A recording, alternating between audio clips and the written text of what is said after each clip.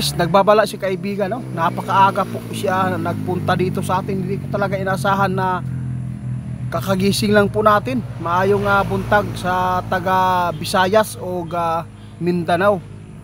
Salamat. Ito po ang ipapaabot ng ating kaibigan, guys. No, nakita po nila ito sa kanilang kaharian. Ang gusto lang po nila ay maipaabot ito para makapaghandaan ito ng mga taga Cebu. Dahil po kapag magpapatuloy po yung pag-ulan, kung magsabi po ang mga weathercaster dito na likasan po natin, kasi mayroon pong nakita si kaibigan na magkakaroon ulit ng kalamidad po doon, kaibigan. Kaluoy po dani, kaibigan. Oy, ito ang nakita nyo doon sa kaharian po nyo kagabi. Nako, sa lahat po ng taga Cebu, mag-ingat tayo. Walang nakikita si kaibigan na mayroon malakas na lindol, pero ang nakakatakot dito, kung ito man po ay mangyari doon na magkakaroon ng pagdaan na bagyo, siguradong mapapahamak kayo ulit, dahil nakita ng ating kaibigan na sign doon sa kaharian ay posibleng madaanan pa kayo ulit ng kalamidad na bagyo.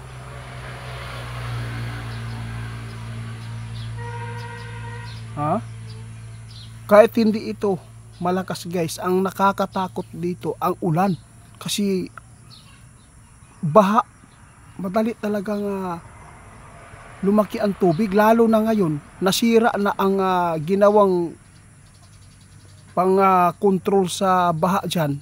Nangabitak na, nangabuak na, nangawala na tungod atong bagyong Tino.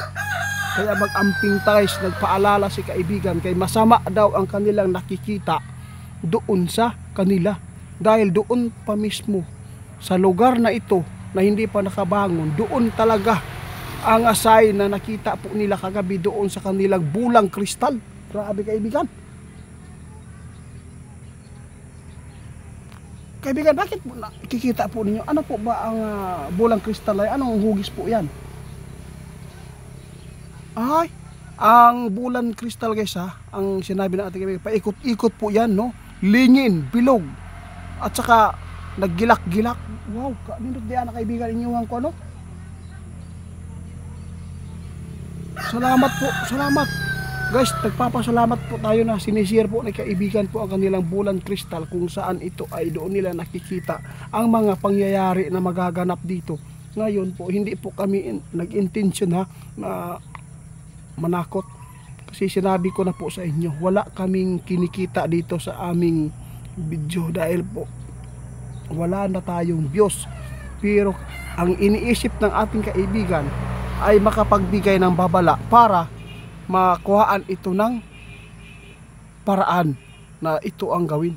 Huwag po kayo magpakampanti. Tingnan po ninyo ang nangyari noong nagtino. Grabe po ang nangyaring baha. Maraming bahay nasira, kaibigan.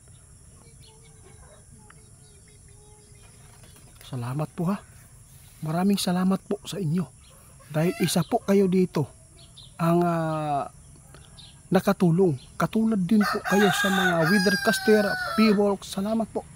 Mas higit pa kayo, dahil na papaabot niyo kaagad kahit ay hindi pa ito na buo ang mga pangyayaring magaganap na nakikita nyo. Kaya salamat po, kaibigan, na wala pong sawa ang inyong pagpapaabot. Tama ka. Guys, isipin po natin ng mabuti kung bakit ganito ang buhay natin ngayon, at bakit lagi pong nagkakaroon po ng ganitong klaseng kalamidad. Alam po ninyo, guys, kailangan talaga natin na magbalik loob at manalangin, no? Gumawa tayo ng mabuti. Huwag na tayong sa totoo lang, hindi naman talaga maiwasan ang kasalanan. Kung kasalanan lang na hindi po masyadong malalim, yun po. Tingnan po natin ang panahon natin, guys. Hindi na ito normal. Ito po talaga ang palatandaan ngayon na nakasulat din sa Biblia. Kaya maghingi tayo ng tawad, guys. Yun po. Kaya sa lahat ng makapanood sa amin, Sana nagustuhan po ninyo at mapagkuhaan ninyo itong paraan kung paano iwasan ang mga kalamidad na nakikita ng ating kaibigan. Kung magpapaabot, kung maniniwala kayo sa payo ng ibang tao, sa PHIVOLCS o sa weathercaster, kung magsabi po na dyan po tatama ang bagyo o baha, low pressure area, ayaw mo og duha-duha og hawa diya sa lugar para dili mo bapariya atong Pino. Usay na hitabo. Daghang lugar na pwede ninyo maadtuan. Di ba kaibigan? Oh, nasa atin po. Nasa atin guys ang safety. Dahil mayroon po tayong normal na pag-iisip. Salamat po sa lahat po na makapanood. Paki-report ragod ko anang Ghost Hunter 88 Pants guys. Pag kining isa niya account Ghost Hunter 88 Pants 2.0. Grabe, lahat po mga video natin ninakaw, pati si Saudi Boy. Kaya yung mga video natin wala nang nanonood dito sa YouTube dahil doon na po nakapanood sa mga magnanakaw na mga scammer yan. Salamat kaibigan.